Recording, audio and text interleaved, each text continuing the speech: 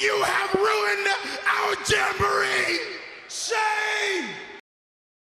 So I'm starting a new channel, and I figure I have to do something big to get it off the ground, you know, so I thought, why not binge watch Fuller House?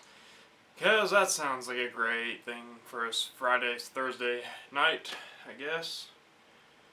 I mean, it could be worse. I could be seeing Batman v Superman. No, this is the worst, you're right.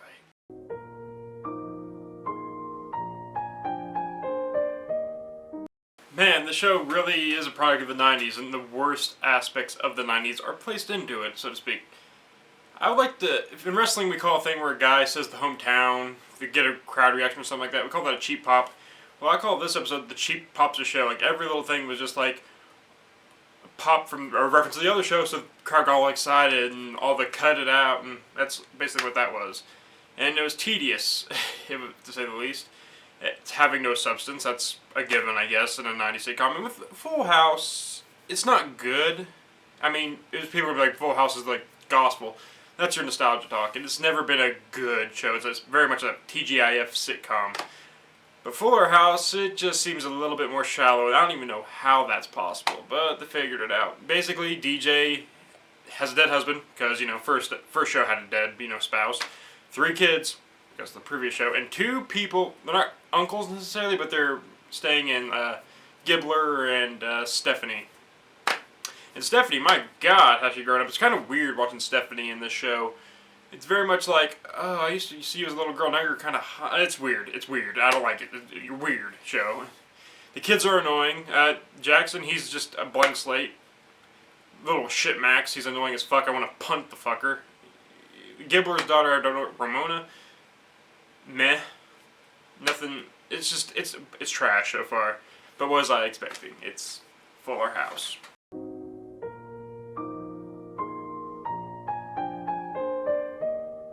So episode 2 is basically just saying we're remaking the first show with a new spin where we're self-aware, and watching a sitcom that's not good be self-aware and do self-aware badly, it's like, nails on chalkboard. It's kind of fitting that this show is on Netflix, because Netflix's biggest show, arguably, is Orange is the New Black, and this show just makes you feel like you're in a fucking prison the entire time watching it. Once again, kids are annoying. They all moved in together, and John Stamos was there to make reference to the fact that a similar story happened in the previous show. Whatever. There's really nothing to take away from this one. They just moved in together, and oh, he ran away. It's classic sitcom, but we know it's a sitcom, and we're throwing that in your face.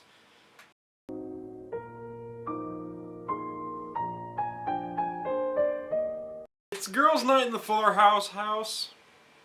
Yay. This one was a little bit better than the first 2 because there were these 2 twin guys who were, mingling, and they were comedic gold. It was kind of weird to see just 2 guys 2 twins who were kind of sexual for each other, but kind of not. They went in an orgy with them. It was just a fun little character thing. It's a very sitcom-y, but it's kind of fun in that regard. And the guest star from the uncle, that wasn't Uncle Jesse. I always forget. He's the forgettable one to me when I watch Full House. But he was there. It's still pretty sad that he has the doll, and he's still doing those jokes. And he took a flight in from Las Vegas just to babysit for one night. It's pretty pathetic, and it's kind of sad. It's not really funny. It's kind of sad. Once again, Max needs to fucking, get thrown through a wood chipper. That'd be nice. I'd be into that, I think, a lot. Fernando, Kibler's ex-husband, father of Ramona, Fernando, he's stereotypical, but he's kind of funny, I guess.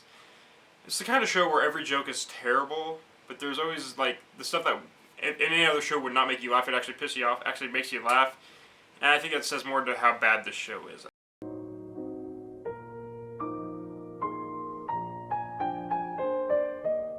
So this one involved Jackson helping Ramona out in a tight spot to make something. I don't know. I didn't like it. This is like the first one. Like the first 3, I was kind of paying attention to all the badness, but this one I was just kind of zoning out, in and out. Like it's in one ear and out the other. I should have probably paid more attention since I'm doing this video, but fuck it, it's Fuller House. Who cares, really? I guess you do. Sorry if you do care. No. There's really not much else to say here. There's a skunk attacking the dogs, and it's funny because they're in a tomato thing, and my God, Stephanie, stop being hot. It's weird. Weird, okay. Jeez. there's nothing else really to say. Gibbler is Gibbler. She's very... I've noticed her acting pattern. It's very much a twitch of the neck and weird sporadic facial movements. Because that's acting. God bless her. Fuck.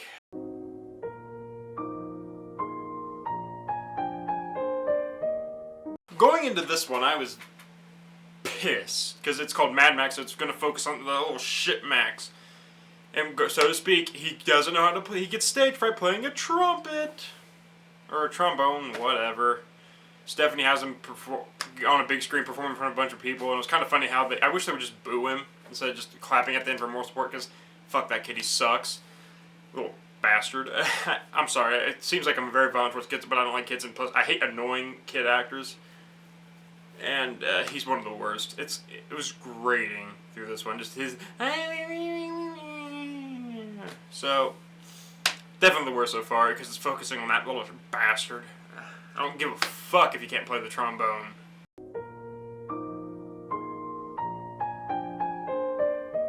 A show about Mexican wrestling. Yay!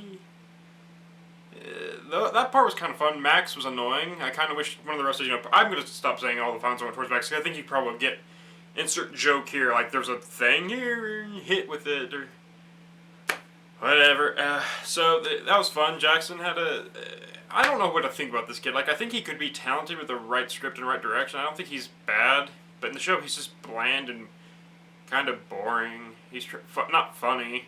Max is just a little shit, and the Daredevil stuff with the friends was a weird touch that I don't feel like it's just bizarre that hey. But seeing DJ Candace Cameron wrestle around was kind of fucking hot, which is once again weird.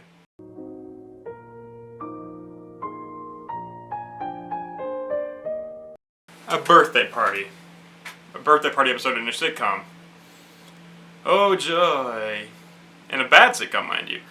Ramona's having a birthday party, and the whole story's revolving around Fernando and her Gibbler not getting along, and she wants them to get along. She makes a wish. It's very obvious for them to get back together, and it's one big contrived mess.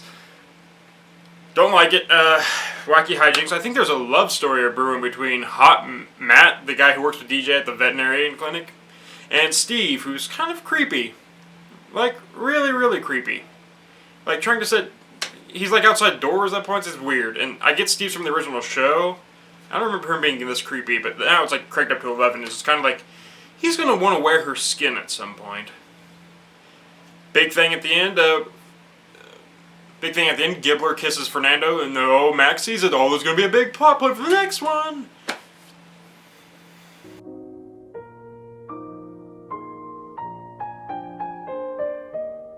Thank God for Bob Saget. Because him sitting on the couch was kind of funny. Probably the most laughter I've gotten from the entire show, besides those two weird twins from the Going Out to the Club episode. Him just blazer with his couch jacket, which kind of looked boss. I would wear that. That's fun. Bob Saget in the show was great, except for when he's trying to be schmaltzy. And that whole stupid fucking scene where they make reference to like, oh, we know this is a sitcom, and this is a sequel sitcom. Where they're playing cards, and Bob Saget says Full House, and I think it was Jackson. I hope the fuck it wasn't Max. He says Fuller House, and he won the chips because it's a better show. Not much else to say. This is another Max-centric episode. I'm getting worried that this is going to just be a Max show, and I'm not into that. And I have to get through these already, and it's just painful. So yeah, that's kind of where I'm at on that one. Thank God for Bob Saget.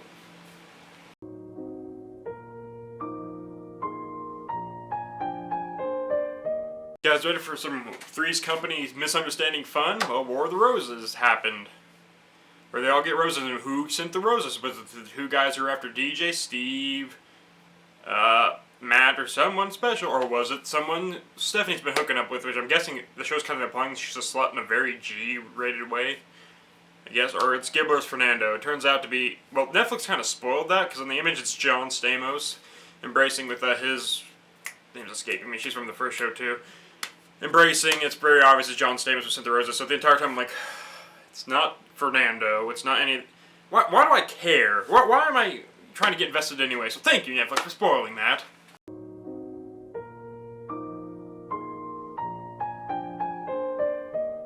This probably This is probably the best moment of the show so far. It's when a football player just dashes Max's hopes and dreams. I'm like, yeah, you go, fat guy. Kind of ruined it by having Max get a home run at the end of the day.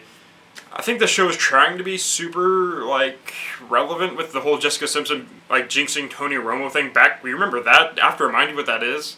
You forgot about it, didn't you? So that trying to be relevant in the worst way, where Stephanie's a jinx for a baseball player who's from the San Francisco Giants, and it's funny because that happened. You remember it? Because I just reminded you, didn't I? Hey.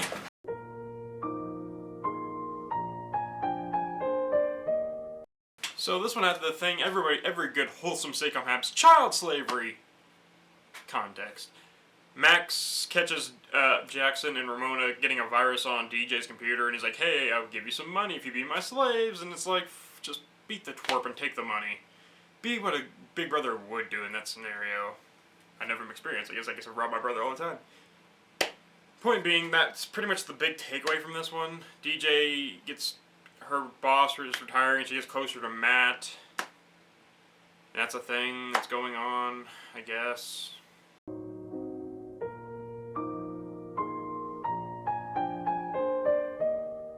Okay, Steve is super creepy. Like, Max is by far the worst part of the show, but Steve's getting there where it's like, run, DJ. Because Candace Cameron, she's not great, and she's not really funny. She's very wholesome. But I could see her talented. And I guess I like her from the previous show because I grew a connection with her. My God, I grew a connection with that show.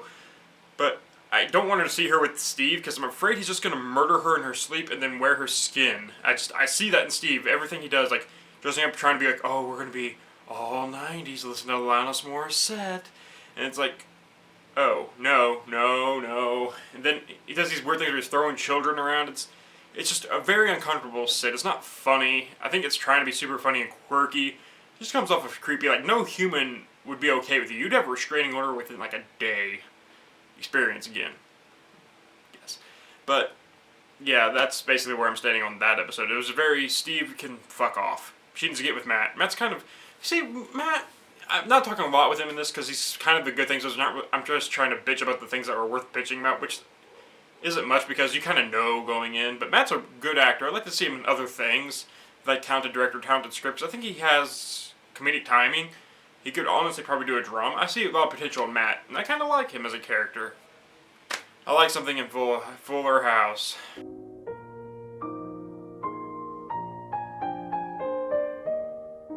And finally we reach a merciful conclusion, and it was dog shit. Double weddings, and a lot of stopping and starting. Like, you can only do so much of a runaway bride gag once, and it might be funny. It wasn't funny the first time. They do it 3 times, and here she's running. Gibbler's trying to escape from Fernando, who they're going to get remarried. Sorry I missed that detail. I just didn't give a fuck, I suppose. But that's happening, and John Stamos is there, and the thing with John Stamos, he's charming, and his charming kind of gets him through the shit he's saying, even though he has his hands in this because he's a producer, so he's very much responsible for this as anybody else. But his charm gets him through it. His relationship with his girlfriend is still kind of cute, and it's from the original show, so that's a positive. DJ ends up not choosing either Matt or Steve in the love triangle. Shocker, right? Even though she should have picked Matt. Matt was a good guy. Steve just needs to be put in an asylum somewhere, or in the ground, I guess. I mean, sure. But yeah, as Stephanie didn't really have a big arc this series. She had situations, so Stephanie was kind of a non-factor. Like, Gibbler had more of a character arc and such. And why would you do that? Stephanie's... The girl playing Stephanie, Jodie Sweetin, I think, she's a good actress too. I see her, DJ, and Matt have potential to be good in other things. Just in this scenario, they're on a platform to fail kind of a thing. And this makes me not excited for season 2, but you know what? Odds are I'll probably end up watching it to do another one of these. God help me make that 20 years from now. Just cancel and move on. It's not going to be that long. But whatever, Max is still a little shit. As for the show, as much as I like Candace Cameron, Jodie Sweetin, and the guy who plays Matt, I would like to see him in other things. What made Full House, because Full House is basically the same writing, it's still bad, but it had like Bob Saget, John Stamos, and the guy, I can't think of his name, he's just always the one I always forget, he's the uncle with the doll or whatever. Like, that show had them, and they were talented. Like, you could still see the talent coming, and like you can here, but it's different. they had an ability to kind of make it work in places. Like, when it got emotional, like, I never bought a single emotion in this entire show. A scene where, early on in the series, I think it's the one where Max is playing the trumpet, Stephanie reveals she can't have a baby, and this big somber, it comes off, that was probably the more funnier moments, and it was supposed to be dramatic. But Bob Saget, he would sell those dramatic moments in the first show, and I think without that, you get Fuller House, which is just dry, shriveled up, old gum at the bottom of your foot. If I were to put a rating on this, it would be monkey porn, and Netflix, Ridiculous 6 and this now, you can do better. You've done better. Come on. Bye. You have ruined our jamboree! Shame!